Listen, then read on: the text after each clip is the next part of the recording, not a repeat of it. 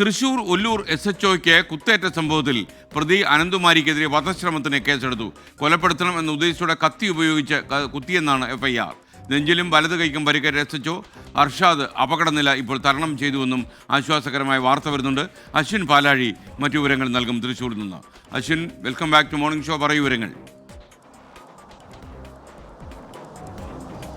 SKN വലിയ ഗുരുതരമായ കുറ്റകൃത്യം തന്നെയാണ് ഈ അനന്തുമാരി എന്ന 24 വയസ്സുകാരൻ ചെയ്തിരിക്കുന്നത് എന്ന കാര്യത്തിൽ സംശയമില്ല. കാരണം നെഞ്ചിലാണ് കുത്തേറ്റിരിക്കുന്നത്. അത് കുറച്ചുകൂടി ആഴത്തിലായിരുന്നെങ്കിൽ ഒരുപക്ഷെ മരണം വരെ സംഭവിച്ചേക്കാവുന്ന ഒരു കുത്തായി മാറുമായിരുന്നു എന്നുള്ള കാര്യത്തിൽ സംശയമില്ല. അതിന് മുന്നേ തന്നെ മറ്റു പോലീസുകാർ ഈ അനന്തുവിനെ ആ കൃത്യത്തിൽ നിന്ന് തടഞ്ഞതുകൊണ്ടാണ് വലിയ പരിക്കുകളില്ലാതെ അദ്ദേഹം രക്ഷപ്പെട്ടത്. എന്തായാലും ഏറ്റ കുത്ത് അല്പം പ്രശ്നമുള്ളതായിരുന്നു. അത് ഇന്നലെ തന്നെ ശസ്ത്രക്രിയ നടത്തി രാത്രി തന്നെ അത് പൂർത്തിയായി. അദ്ദേഹം ഇപ്പോൾ SHO ഫർഷാദ് ഇപ്പോൾ അപകടനില തരണം ചെയ്തു എന്നുള്ള സന്തോഷ വാർത്തയാണ് നമുക്ക് രാവിലെ ആശുപത്രിയിൽ നിന്ന് ലഭിക്കുന്നത്. അദ്ദേഹം മറ്റ് പ്രശ്നങ്ങളൊന്നുമില്ല. എന്തായാലും ഈ സംഭവത്തിലാണ് അനന്തുമാരി എന്ന യുവാവിനെതിരെ വധശ്രമമടക്കം 4 വകുപ്പുകൾ ചേർത്ത് കേസെടുത്തിരിക്കുന്നത്.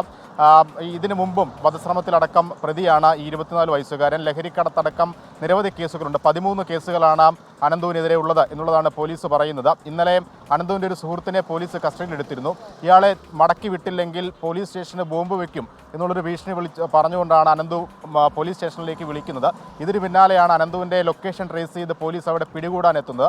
ആ അവസരത്തിലാണ് കയ്യിലുണ്ടായിരുന്ന കത്തി വെച്ച് SHOയുടെ നെഞ്ചിലും കയ്യിലുമായി കുത്തിയത്. എന്തായാലും ആ സംഭവത്തിലാണ് വധശ്രമം, കൃത്യനിർവഹണം, തടയൽ, മാരകായുധം ഉപയോഗിച്ച് പരിക്കേൽപ്പിക്കൽ എന്നീ വകുപ്പുകൾ ചേർത്ത് ഭാരതീയ ന്യായ സംഹിതയിലെ വകുപ്പുകൾ ചേർത്ത് കേസെടുത്തിരിക്കുന്നു. അനന്തുവിനെ ഇന്ന് കോടതിയിൽ ഹാജരാക്കും. SK.